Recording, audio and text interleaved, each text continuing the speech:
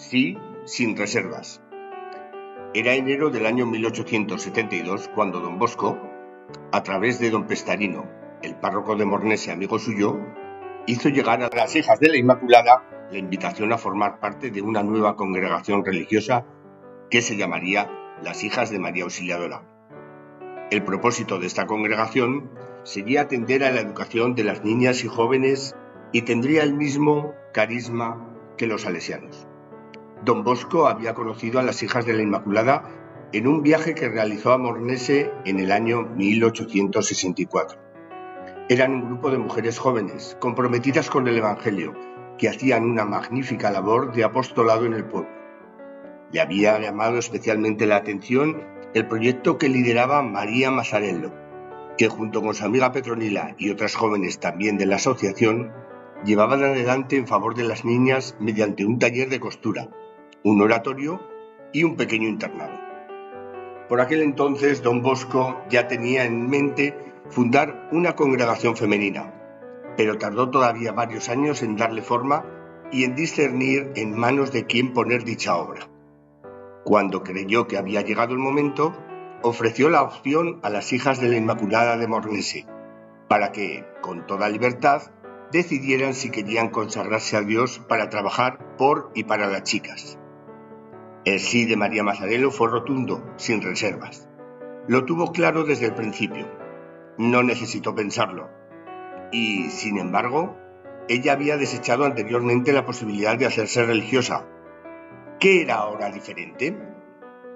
Pudieron ser varias las razones por las que María Mazzarello aceptó enseguida la propuesta de don Bosco.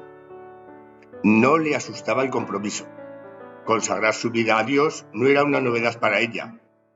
Ya le había hecho en privado la ofrenda de su vida. Se identificaba completamente con el carisma de don Bosco. Se sentía llamada como él a dedicar su vida a la juventud.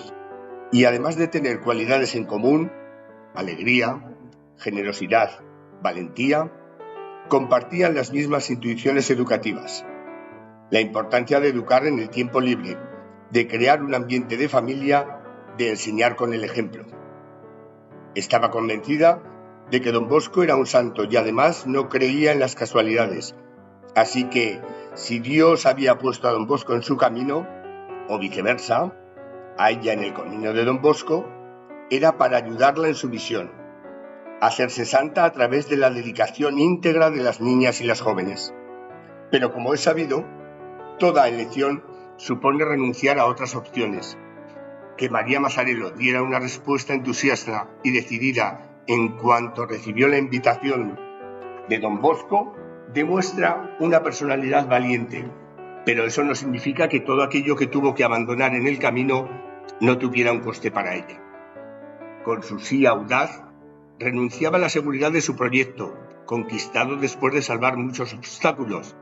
Un proyecto que ya estaba en marcha: taller, oratorio, internado, y que abandonó para lanzarse a lo desconocido, a participar en una empresa que partía de cero.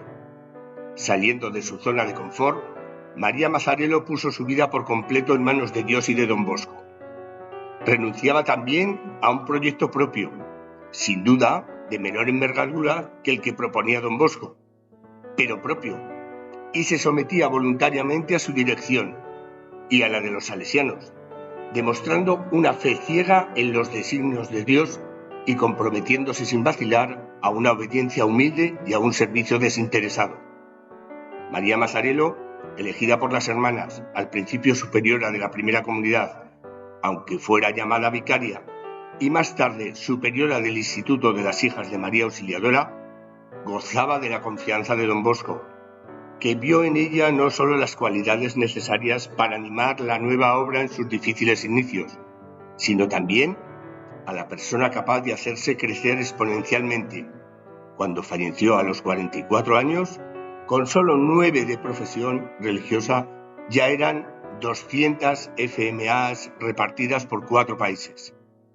Siempre fiel al carisma salesiano, con el que se identificaba plenamente, Madre Mazzarello fue referente y modelo para alumnas y hermanas, aportando con su talante y actitud un carácter propio y peculiar a la naciente congregación. Su proceder fue tan edificante que inspiró a muchas de las personas que la conocieron y que pusieron todo su empeño en seguir su ejemplo. Como consecuencia, el ambiente que se generó en las comunidades era de auténtica fraternidad evangélica, a decir de don Pestarino y de los salesianos que vivieron en Mornese. Su sí fue semilla que dio fruto y fruto en abundancia.